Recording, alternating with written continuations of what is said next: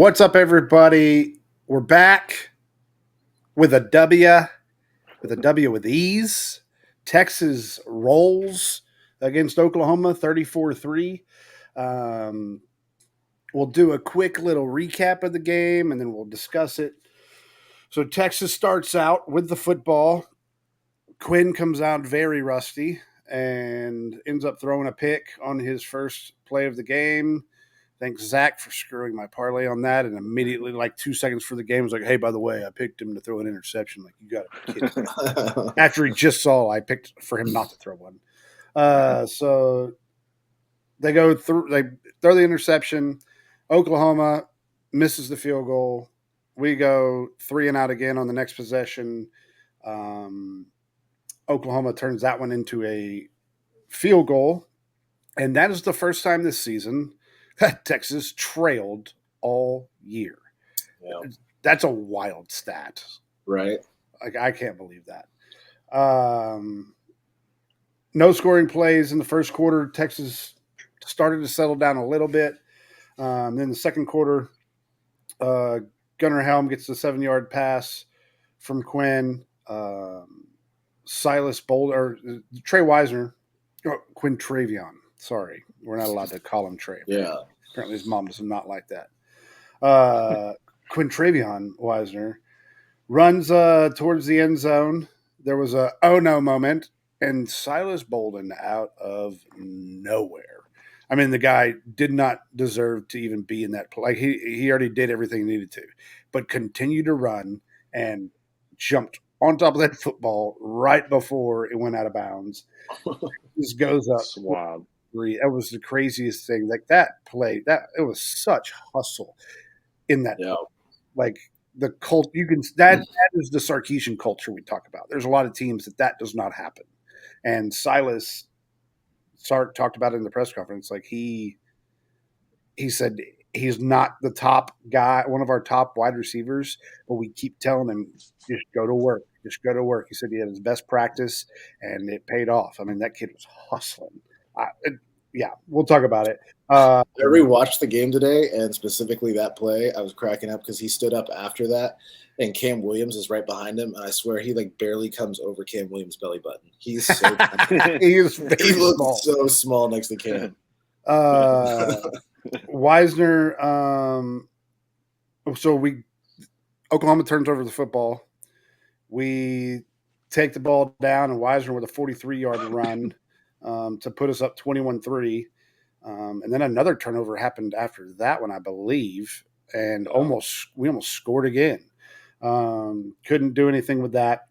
Third quarter comes around, and we get a 41-yard field goal from Auburn. Auburn did miss one. Oh, that's why, is because Auburn had missed the at the half. Auburn did miss that field goal there. And then third quarter, he did make the 41-yarder.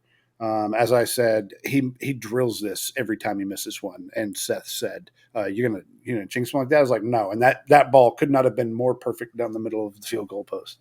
That is typical Auburn. I feel like he did that last year. He did the same thing. And then he kicked another field goal in the fourth quarter. Quinn gets his 1-yard rushing touchdown to cap it off for probably, more than likely, definitely his last Red River Shootout. He will go out on top 2-1 in the Red River, takes home the golden hat. What'd you boys think of the game? What were your kind of your thought process out of it? It wasn't. I mean, I kept saying that the whole rest of the evening. The score didn't feel like how the game played. I mean, I've heard a lot of it. I've watched so many podcasts since the game so far, and everybody kind of has the same consensus that Texas offense kind of played their D game, which doesn't make you feel great. But if you look at it from the outside, like, okay, we were able to do what we did playing that poorly with our offense, which you got to be kind of happy with that. You don't want that performance every day, but that we're still operating that well when we're not humming. So a little bit of positivity out of not just coming out and slinging. Quinn, I don't know. I thought the rust would shake off, and if you look at his stats overall, like, it doesn't look like he had a bad day, but he just didn't seem right all game. So right, we got to get that turned around for next week for sure. Yeah, I mean, I think the bright spot of this game was obviously the defense. I feel like defense was sound across the board. Just being able to get from sideline to sideline, I feel like they contained the quarterback, contained running backs, any kind of explosive plays. They kept everything up in the middle, and then Anthony Hill and Colin Simmons around the edge and playing linebacker and just all over the field. I mean, you saw them in different looks. Dude. You saw them in different looks, and those guys are just insane. Offensively, I mean, like you mentioned, Quinn struggled. It just felt like he was going to get it going at some point, and he never did. But Wisner coming in and playing a great game was great to see. He really ran hard, 9 yards a carry. He had that 43-yarder for the long. So that was nice to establish a run game. But yeah, just sputtering offensively is a little worrisome for sure going into Georgia. But we're sitting here nitpicking a 34-3 game. I mean, that's right. that's a good win against your rival. So not too many complaints. Yeah, so for me, my big takeaway from it wasn't the offense was bad the whole game. Like the first quarter, you could tell the offensive line was allowing them to get to Quinn quick. And so Quinn, on top of him trying to just get the feel of the game again, had pressure coming quick. And in that second quarter, you could see the switch flipped. And the offense wasn't bad the whole game. The passing, the passing side of it was, but the offensive line stepped up huge, and we just started running over Oklahoma with the run game. Like it got to a point where Wisner was just breaking out a run like every single time. Wisner had 118 yards on 13 carries. He averaged 9.1 yards. His longest was 43. Blue had 10 carries for 30 yards, which, honestly, Wisner was the big star of the game for the running back portion. But that's the thing. That's what I loved listening to Sark and everything. And he talks about they won in all facets of the game. They still won because even though our offensive side passing the ball wasn't good, we still moved the ball plenty well running the ball. And that's something that a lot of these teams don't have. Like we literally can beat you on offense even if we're not at our best. And this is a decent Oklahoma defense. I would not call them elite after watching them. Right. Now, they did put pressure on Quinn. They did cause a lot of havoc, but we still put up 34 points on you. Like you guys got worn out, and you could see it towards the end of the game. Like they were beat down. I didn't realize that was the most points they had allowed all season. Yeah. It's one of those, and that's what's crazy. Like Quinn. I'm not going to say it. I'll say it. If Arch is in there, I think he makes a couple more mistakes than Quinn. You could tell Quinn was protecting the football. Like he was making sure he was not going to turn the ball over again. Yeah. If Arch is in there, he's going to be the gunslinger, and he's probably going to make a mistake or two, but he's going to be able to get that little extra step for the team. But at the end of the day, I mean, we did exactly what we needed to take care of business. And that defense, boy, they fought to the very last second on that clock. Mm-hmm. Oklahoma, the last drive, there's no point in playing defense. And you could see it. They said, there's no chance we're letting you touch his end zone. And they locked it down. And this defense is starting to be in the talks of the best defense Texas has ever had. Now, we're not there yet. We're sitting on the couch talking about that pregame, and we were shaking our heads now. But statistically, I was going to point out this tweet that I saw earlier and bookmarked. It's from Blake Monroe. Texas defense, total defense ranks number 1, scoring defense number 1, passing defense number 2, rushing defense number 23, pass efficiency number 2, red zone number 2. Like in the country right now, they're killing it. 3 touchdowns they've allowed. 3 touchdowns. That's crazy to think about. Yeah, like crazy. A Texas team to be able, like you think about the Big 12 where you're always running in the shootouts, like you're just slinging the ball and it's the last person to score. Like it is not like that anymore. And for all of you watching that are sitting there, well, he hasn't played anybody. Just wait till next week. You'll see the same defense. I promise you that. And we will make them look just as dumb because its defense is very good. I don't care. Oklahoma, with your 5 wide receivers, I really don't care. Like you couldn't run the ball, you couldn't do anything. To watch our defense spy Hawkins the whole game, and he could not do anything. And you watched it. You just sat there. Sark had one guy on him the whole time, and he was not going to let Oklahoma beat us that way. There was only a couple deep passes the whole game because of coverage. Our secondary was very strong in that game. It really felt like Oklahoma was trying to almost have that same type of offense that Mississippi State had against us, where the quarterback was going to be active. You're going to have a lot of rushes. I mean, they rushed the ball 38 times on us, but they only got 91 yards total. So it's almost like we had a little taste of it against Mississippi State already. It felt like almost that same style of offense against us, where they tried to pound it, tried to get the quarterback with these little options, pass run options, but man, that defense was flying from sideline to sideline. Yep. And they got 5 sacks to total it up for the game. Like that, it was just all around fantastic. Oklahoma, their defense, we're going to be on Quinn the whole time. You only got 1 sack the whole game. Like for your elite defense, no. The O-line was settling in right at the beginning of the game. They adjusted and gave them great protection for the rest of the game. It was very, very cool to see, and it's cool to be able to sit back and be like, man, a couple of years ago we would have just gotten smoked in that game, but now it's okay to have a semi-poor performance on one facet because you're just going to get picked up by the next guy. Like the defense picked up the offense the second they got back on the field from the turnover. And it just continued over and over again. And I'm so pumped to see what we do to light up Georgia because it's going to be fantastic. And we'll save that for another time because we've got plenty of time in this week. It feels like it's coming fast now. Yeah. But yeah, it's this defense is good. There was one other cool thing that I thought I heard somebody else talking about the stat earlier today is that coming out of halftime, the third quarter, not just our defense being dominant, but the offense, I think it was 27 plays to 6 by Oklahoma for the entire third quarter, just strangling them coming out of halftime, not giving them any opportunities. And that was dumb. I mean, if you're not moving the ball down the field, passing it, just being able to hang on, just grind them down like that. It's great. Billy Bowman, after the game, and I quote, "We just gift wrapped them opportunities. We just gave it to them. As a defense, we're better than that. End of story. We gave it to them. They didn't earn what they got shortly after that interception." Bro, what? You scored 3 points. Okay? Your defense created 1 turnover. Wow. Maybe 2 turnovers. No, it was 1. I don't think there was a fumble, was there? I think it was just 1. Yeah, just 1. So, yeah. It's just an interception early. Yeah. So sorry that you gift wrapped. I'm sure it's October 13th. The mall is probably hiring for people to gift wrap Christmas presents if you want to continue that. Sooner Magic is not a thing.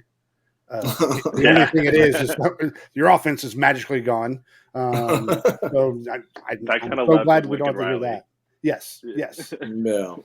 So yeah, it's one of those like the Sooners fans are going to be forced to root for people like A&M and Georgia and Vanderbilt because they couldn't finish a job and they may not make a bowl game right now. Like they got a tough stretch, man. Yeah, it's going to be fun to watch. It couldn't have been a better team. But yeah, I thoroughly enjoyed it, and even in the first quarter, I was like, we haven't scored yet, but it was just kind of okay. Like our team's going to turn it on, and they did. Like, the running game was what impressed me. Wisner, we'll talk about that real quick because Sark was asked, "Is he now the starter?" And his response to that was, I mean, I tell the guys all in practice, and they'll tell you the same thing. It's hard to tell the difference between our 1s and 2s right now. He said they're all playing at that same level, and that's what's crazy to think about. You sit back and you look at it, you're like, holy cow! Like the amount of weapons we have, you can slide another person right in there. Mm-hmm. And so I don't think there is a day-to-day like clear-cut starter anymore, especially a running back. It's Yeah. going to be Blue. It's going to be Wisner. Wisner may start during the Georgia game, but Blue's going to come right back in. Like that tandem is needed right now. And at this point, it just seems like there are no starters. You see that with Silas Bolden. Like you see it with Wingo. Like these guys aren't starters, but they are creating just as much havoc on the field, especially Wingo. That kid – yeah, man. that man creates yards. Yeah. That is for sure. It's going to be so much fun to watch him the next couple of years. But what do you guys think about the running back situation overall? I mean, I think Wisner has, in theory, elevated himself to be the starter. We were talking about during the game. I don't think like Jaden Blue's skill set is to be a typical running back, and Right. Wisner is that. Blue's got the speed, but you need to get him to the outside, and he's great with reception. So I think Wisner. I know Sark's not going to necessarily say it, but I think he's the starter now. Yeah, I mean, I think he was kind of roundabout saying that he will be the starter, but the way Sark is talking, it's like it doesn't really matter who's starting in those positions because he's going to use his entire roster at this point. The crazy thing also is, can't put a pin on it, but I think our two most impressive running back options aren't even healthy right now. Mm-hmm. Like those guys are going to be phenomenal. I love both of them. So crazy. Yeah, I mean, we talked about all year. We were hoping to see somebody kind of emerge to be the running back one, but now we're 6 weeks into the season. We're seeing this is a running back by committee. Mm-hmm. It's going to go week to week, matchup by matchup. Who has the better matchup against a certain defense? And I mean, that's a nice thing to have as a coach, obviously, to have 3 to 4 guys that you can put in there, are effective and can make big plays. So it really doesn't feel like one guy is just going to step up and take a hold of that role. It seems like we're going to have 3 to 4 guys that are going to consistently get looks. And it's exciting to see. It's not something we're used to because we really had the clear number one guy step up in recent years. But it's nice to have that depth and whatever works, right? Yes, we're gonna need somebody to step up if Sark's gonna keep the streak going of 1,000-yard back. That's true. Wisner's only 250-ish. Oh yeah. Let's see. Overall, 278 total. Yeah, he's at 278. Blue. What's happening? 2, 2, and 2. 278, 268, 227. Yep. So it's I mean, honestly, I don't really care. I mean, I just don't. The amount, honestly, that offensive line was so impressive. Like they stepped up big, and that's what we're gonna need for teams like Georgia. Like it was a good warm up, if you will, for Georgia for us. And I like the fact that there's not a bye week in between this. We can go straight in, and so I'm excited to see what happens because 6:30 DKR in the lights. It's gonna be wild. And possibly it'll be nice weather, maybe rainy. They're first calling night game in 2 years. Just for anyone watching, they are calling for tornadoes. So if you need to sell your tickets for very cheap to make sure you get most of your money back, you let us know. Oh, I got to find a way to get in that game. Yeah, it's gonna be fun. Anything else on the game?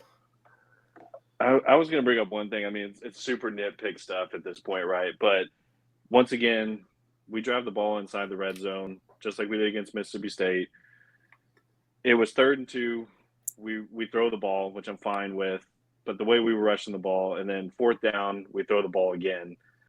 And we did the same thing against Mississippi State on short down. We were 3rd and 1 and 2, did the same thing, throw. It's kind of frustrating to see that happen multiple times. I don't know if it's Sark kind of outthinking himself and not just going with something more conservative, but that's kind of back-to-back weeks we've seen our offense sputter down in the red zone with just kind of plays that were just too cute, It's not that we needed to do that in that moment. I feel like our offensive line was playing good enough in that moment that we could have just ran it down their throat and got it in the end zone. But I don't know. It's just kind of interesting to see that. And then obviously the two missed field goals. Well, only one of them counted, but Auburn shanking one way and then pulling the other way. That was kind of disappointing to see. And then Sark like I sitting said, there pepping him up. I Like, know, man.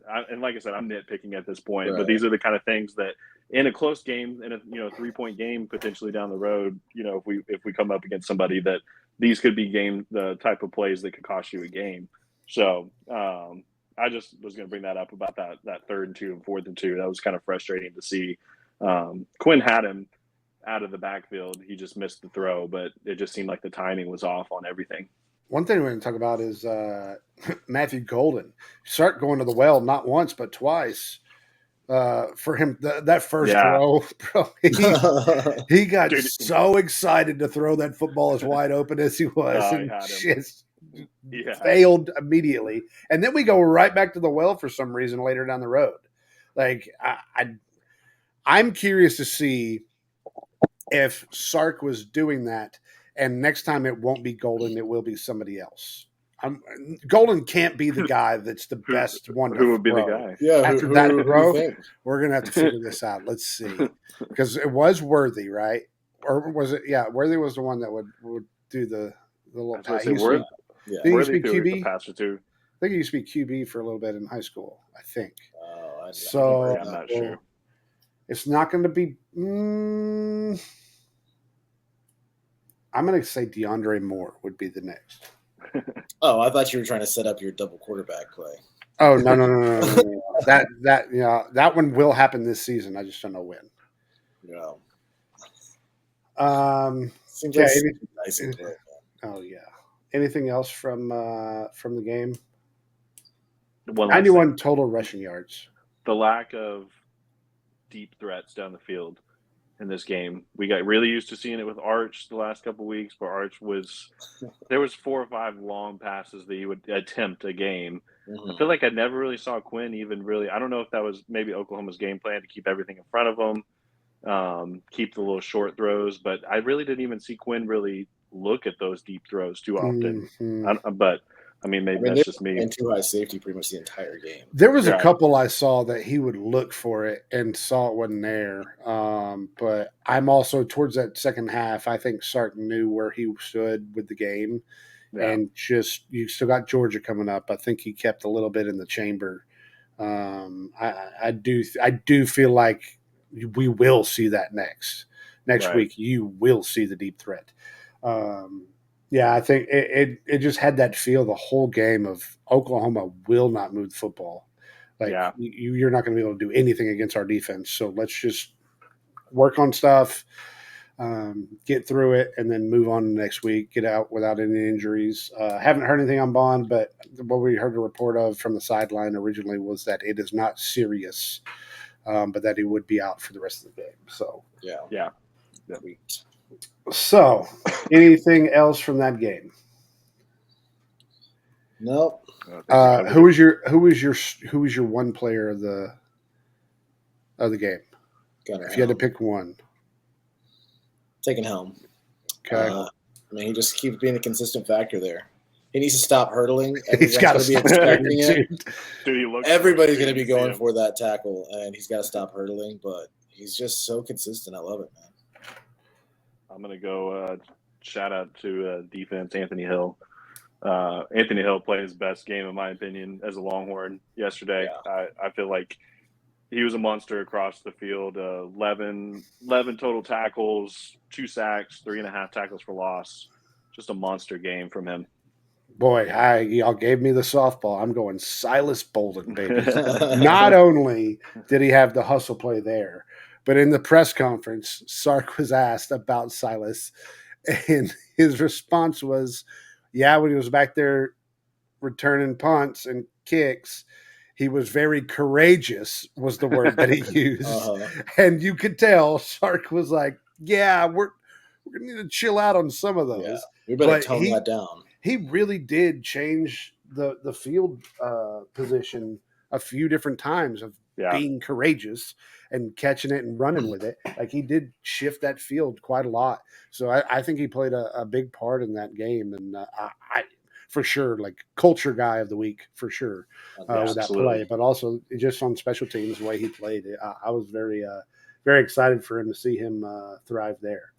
So Absolutely. it's not every day Absolutely. you get a. Let's see how many. Yeah, he had 1 reception for 3 yards, but he had 0 rushing yards for 1 TD. So Yeah. not every day you get those stats. Yeah. Did you see they did that little tracker on how far he ran? Oh no, I didn't see it. It's 55 yards that he ran for that recovery. Jeez. He was the Really? furthest player away from and whenever Wisner broke through to that second level, he was the furthest player away from the play, and he hustled all the way down that sideline. I think maybe he was hustling because he wanted to go celebrate with him. Yeah, Yeah. that's fine. Hey, Hey, at look the at end of the day, man, it's a hustle play. vibes guy. Hey, you want to be the vibes guy? That's fine. Let's hustle down and be the vibes guy. Cool. Yeah, I'm so pumped for what's coming up. Also, let's talk about some of the other games because even before, while we were podcasting, we were watching this chaos of a game, Alabama, South Carolina. I don't understand what has happened to Alabama.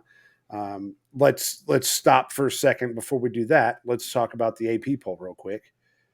Texas comes out number 1, 56 votes for number 1. Oregon number 2. All you clowns out there in Twitter land, Oregon should be number 1 immediately. No, you beat Ohio State, who hasn't been tested yet. So, and it was a very close game. You don't deserve number 1 for that. I don't think so. We've already had it. It was taken away from us for this trash Alabama team, and then we got it right back. So you're not taking it again because you know Georgia's coming up next week, and we'll show you exactly who we are next week, anyways. Oregon number 2 ran out the top 10. So Texas, Oregon, Penn State at number 3. Ohio State drops to number 4. They only dropped 2 spots. Georgia number 5. Miami number 6. Alabama number 7. Alabama didn't move at all in the poll. LSU jumps up 5 spots to number 8. Iowa State making their debut in the top 10 at number 9, and Clemson rounding out the top 10. And then 11, Tennessee, Notre Dame 12, BYU 13, A&M moves up a spot at 14, and at 15 you got Boise State and Indiana at 16. So quite a big shakeup again. Ole Miss drops 9 spots to 18. Vanderbilt's still not getting any love in this top 25. On the cusp. They are on the cusp. But the fact you're putting Michigan in there, like, I don't understand. Yeah. It makes no sense that Michigan is still in the top 25. It's time to just cut ties and move on. Vanderbilt has very solid wins, and even their losses are very close. So, no. Vandy deserves to be in. I need them to be ranked for we play them in 2 weeks. That's going to be the most difficult game of our 3-week stretch from OU, Georgia, and Vandy. So, and then Army and Navy, 23-25. Wow. Both That's sneaking cool. in, man. That's awesome. So we'll talk about what happened to create that ranking. Alabama wins 27-25 in a wild one. South Carolina tried to give that one away at the end, man. It's crazy. Like that was so disappointing. So Milroe was contained again. South Carolina isn't that bad. They're really not. Like, I think they're not a great football team, but they're enough to give you a headache. Absolutely. Milroe had 18 carries for 36 yards. His longest was 27. The sacks had a lot to do with that. He was sacked 4 times. He had 209 yards with 2 interceptions. They get down to the end of the game. SC is on the goal line. They score on a sick catch and toe touch that was called incomplete, reviewed, end up turned over to be a catch. They fail on the 2-point conversion. They do the onside kick. They get the ball back and have ball back with, I think it's 40 seconds left on the clock, and couldn't get anything down there. Interception for Alabama at the end of the game to save their season. But Alabama, after getting beat by Vandy and then coming in and doing this, like, you guys have no room to be talking whatsoever about any kind of football right now. Yeah. I think the Tennessee next week is going to be pretty fun to watch between the two of them. I Yeah. think both of them have gotten exposed for their defense not being nearly as tough as everyone thought they were. So that'll be fun to see. I was going to say it's weird to see an Alabama team that really doesn't have a rushing attack. I mean, they rely on Milroe. They're really a one-trick pony with Milroe. I mean, you're sitting there right now with Miller having back-to-back games where I believe back-to-back games where he's under 50 yards rushing. Yep. We just got so used to seeing a dominant running back coming out of Alabama for the last decade, and they don't have that this year. It's really they're putting all their eggs in the basket with Milroe, and it's going to cost them again this season for sure. I just feel like that loss is going to get snuck up here somewhere, but I mean, we almost saw it again. It's just, I don't know, man. It just seemed like they're on such a high after beating Georgia, and you can just see that execution and preparation these last 2 weeks just hasn't been there for this team, like we're used to seeing with Saban at the helm. Yeah. If they could get their coach to actually just wear a polo, they'd be fine. Turn everything around, man. So unprofessional with the t-shirt. Tuck your shirt in, dude. We're trying to win here. Alabama, I mean, I do not. What do they have coming up? They have Tennessee, Mizzou, LSU, Mercer, Oklahoma, and Auburn. I mean, Alabama might get beat by Oklahoma as bad as they are. They got a couple games for sure. I mean, yep. They could easily be a 3-loss. Anybody could sneak up on them right now. It's crazy. Move on to the Georgia-Mississippi State game. Mississippi State puts up 31 points on this Georgia defense that we held to, 13 points?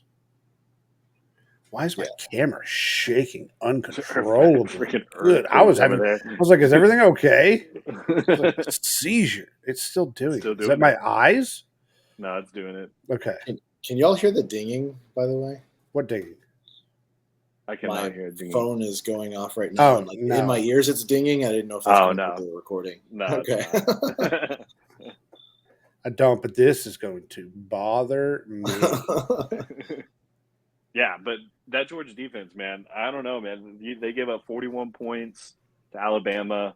They gave up 31 points to Mississippi State. I know we'll have the look ahead, kind of break down a little bit with this later in the week, but this is not the same Georgia defense we're used to seeing.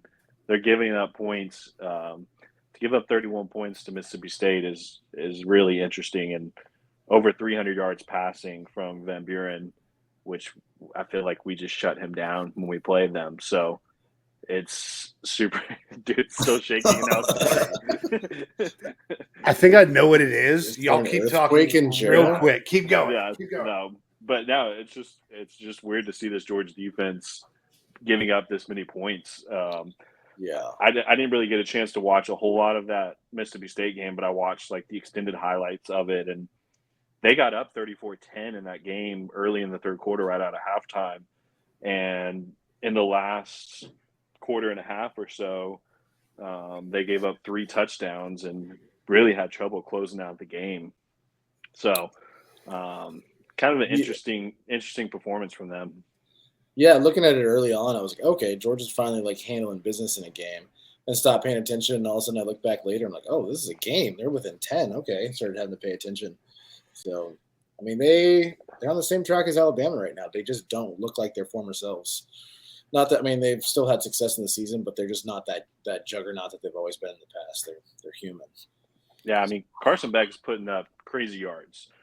I mean, he's putting up crazy yardage in games, but he's turning the ball over, like, consistently. I mean, I think I'd have to go back and look to make sure, but, I mean, in recent games, this has got to be his multiple pick game for two games in a row now, or 3 games. I know he did against Bama, had multiple picks against Mississippi State. So I don't know. He's turning the ball over way more than you expect me to see from somebody that's an elite level quarterback or a Heisman level quarterback, which everybody's saying about him. So, and they're really not rushing the ball well right now either. Etienne's not really get going in there, and Georgia's not getting that ground game going. They're having to rely strictly on Beck. So it's going to be a little bit different. Like I said, we'll look forward to this game, but it's going to be a little bit different for our defense coming to this game, because it's going to be our secondary that's going to be getting the heat this game, because they're not rushing the ball like we've seen some of these other teams we faced. That's great. They're putting up massive yards, like 459 passing yards, 150 rushing yards. But they had one. Anthony Evans had 1 carry for 52 yards, and then Frazier had 10 carries for 43. ETN is 1135. Like, yeah, they're going to the bye committee also, but at the same time, like, I feel like if you're putting up 459 yards and then 150 rushing yards, you're totaling 600 total yards. You should be more than 41 points. I'll tell you that. Yeah, sure. Like, especially against Mississippi State. Like, I don't understand. We weren't able to watch that game because we were locked in, but I was very locked. We had Penn State on the side, so we were watching. USC Penn State. But yeah, no, I mean Van Buren had 306 passing yards. I mean, this is a good Georgia defense. Okay, interesting. Okay, Kirby was getting crazy on the sidelines. Oh, dude, like how do you not get in trouble for that? Right? That was like insane. That's crazy. It's crazy that everybody just kind of played it off. Yeah, like he played it off. Even the Mississippi State guys played it off. I feel like, dude, if you get touched like that, you better sell it. Yeah, I want to see a freaking action job of the year, dude. Sell it, be it on the ground for a second. Like, that's crazy. He said he was trying to get to his defensive coordinator to get it in his ear and the ref's ear. But I'm talking, dude, straight push him. Straight to the chest. Like, that's crazy. Wild. I mean, he's like, hey, the players are doing it. Might as well see what I can get away with also, you know? Yeah. Freaking Georgia convicts. That's what I'll do. I'll do some like longest yard videos for our video. I'll just put in some longest yard stuff. That'll be there. Good. You go. So yeah, can't wait to see them next week. Another good game was the Penn State USC game. Penn State trailed for a good amount of this game. Ended up coming back to tie it, and then wins it in overtime 33-30. USC again falls in the late of the game and allows a loss in the late part of the game, and they didn't even travel this time. Everyone said because Penn State's traveling to California that it's going to be a toll on them, and it seemed to be for a little bit, and then they woke back up later on in the game. Right. That game was a good fight the whole way, man. Yeah. We were definitely distracted, but every time we were looking over there, like it was just back and forth. It was great. Yeah, 518 total offensive yards, 400 passing yards, 118 rushing yards. USC with 220 passing yards and 189 rushing yards. I mean, the yardage wasn't close. Yeah, that's kind of wild too. How many sacks? They had one. Penn State had 1 sack. They had 1 each. No, USC didn't even have a sack. I didn't watch the game. I'm going to be brutally honest. I was so locked into the big TV that I would glance, be like, "Oh, look, a score!" Yeah, right, back to interception. Yeah, exactly. Yeah. So yes, USC falls to Penn State. Penn State moves to number 3 in the rankings. And then you got to finish out the night, Oregon, Ohio State. We'll go over some of the other ones you guys want to talk about, but these were the big ones. Ohio State loses 31-32 to the Oregon Ducks.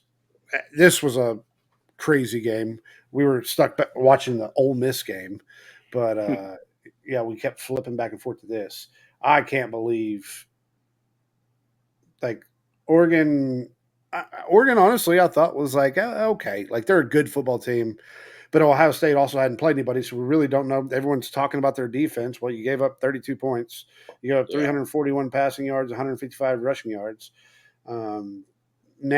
Like it's kind of what we expected. I feel like for these two teams facing off, you'll see them. You'll definitely see them again in the Big Ten championship, I believe. Yeah, I think so too. It was heartbreaking to see it like in the way that it did. And apparently I was watching some stuff earlier. They were talking about has Dan Lanning cracked like a cheat code? Yeah, I saw that. Yeah, the extra man on the field, and it's like legal for the clock to run down the way that it did or whatever. I was sad way to lose, not a heads up play. Yeah, seeing Ohio State fans kind of crying about that, it's just interesting. Yeah, 4 seconds, and you're looking at those 4 seconds being Howard gets down, they call a timeout and have a shot at a decent field goal at that point. So yeah, that's interesting there. Also, the line drive kick. Did y'all see that? Oh No. yeah, Yeah, instead of forget, doing like an for, onside, they just like line drive right into the chest of like the front guy. water And it boy bounced style, out. dude. It was Straight water great. boy style. Yeah. Yeah, Nice. I loved it. Yeah, that game definitely lived up to the hype. It was back and forth throughout the whole entire game. Neither team just looked super impressive, but it's kind of hard to tell still at this point in the season. I still think Oregon's offense looked a little bit better than I expected, but their defense was giving up a lot. So I don't know. Both of those teams are still a lot of question marks around them. Yeah. They still don't feel like they're the kind of the elite levels, but we'll see as the season goes. I mean, the problem is in general, like you look at across the college football world, there's some odd games going on. Like no one really is standing out except for Texas. Like it's kind of weird. Like, and we're having bad game. Like we had a bad game last game, Right. but we still smoked the competition. Like I get it's Oklahoma. They're not good. We all know that. Oklahoma, say it with us. But at the same time, Georgia, I just feel like is just another tier up. Like they're good, but they're not on the level that we have been. Now, whether or not we show up to that Right. will remain to be seen. But it's just been a weird college football year. Like every week right now, we're looking at it Yeah. going, who lost? Right. Tennessee almost getting beat by Dude. Florida. I What? mean, that game was Yeah. close the whole way. It was 3-0 at halftime. Yeah. Florida. It's wild. Tennessee's offense is Yeah, everybody thought like Tennessee was like Bro. national contender. and Nico's I the was sold. guy. Yeah. Not anymore. They have taken the UT name and taken our Big 12 status with them also. Yeah, I can't believe. I mean, Nico, he was 16 for 26 with 169 yards passing and one interception. Like that. Oh, cost me a parlay. What do you know? Yeah, that was the one on Saturday that I missed. Thanks, man. Samson with 3 TDs. But at the end of the day, like Florida, their coach is gone at any point, and they were in that game the whole time. And you had to get to overtime just to win. Oh yeah, isn't this the beginning of their insane stretch that everyone was talking about preseason? Yeah, I'm pretty sure it is. Yeah, they've got Alabama, Kentucky, Mississippi State, Georgia, and then UTEP, and then the current Kings, Vanderbilt. Wait, no, I'm talking about the Florida schedule. Oh, Florida schedule? Yeah. This last week was when it finally started. They started with Tennessee, then Kentucky, then Georgia. Oh, Tennessee, Kentucky, Georgia, us, LSU. Oh, God damn. Well, at least you got a softball at the end. Oh, that's wild. Ole Miss, LSU. We were watching that game. Sorry, Jaron. Old Jackson Dart, boy. Yeah. 284 yards, 1 interception, 1 TD passing. LSU looked okay. Like Yeah, same. it was like I don't know. I can't tell if Ole Miss is just bad or if LSU is decent. Like it was one of those games you can't really tell. There were some wild catches in that game. Oh yes. Oh dude, Yeah, there were those some. catches, I went, how did he catch that? Yeah. Because there was one that he was leaping over him and then just snagged the ball out of the air right in front of him. Yeah. Also, side note, I've been watching the LSU videos from number one OBJ on the sidelines, Yeah. and then their light show song. LSU has got to be the trashiest fan base I've ever seen. Okay. Like the trashiest. Like I can't imagine like taking kids to that football game. I mean, I want to go there. It's Baton Rouge, man. I mean, I know, we stayed good there. Lord. We showed up over there driving to that Bama game. We know how it is out there. Oh no, dude! They're like the entire stadium. It's 100,000. just screaming, "Suck that tiger, dude!" like what, dude? It's crazy. Yeah, definitely like trashiest fan base of all time. That is an easy vote as well. I don't know if it like wear the crown. Yeah. Anything else from LSU, Ole Miss? No, I don't have anything there. No, I mean, Ole Miss is disappointing, man. I was excited they finally made it into overtime, and then just LSU just shut it down. Yeah, it's disappointing.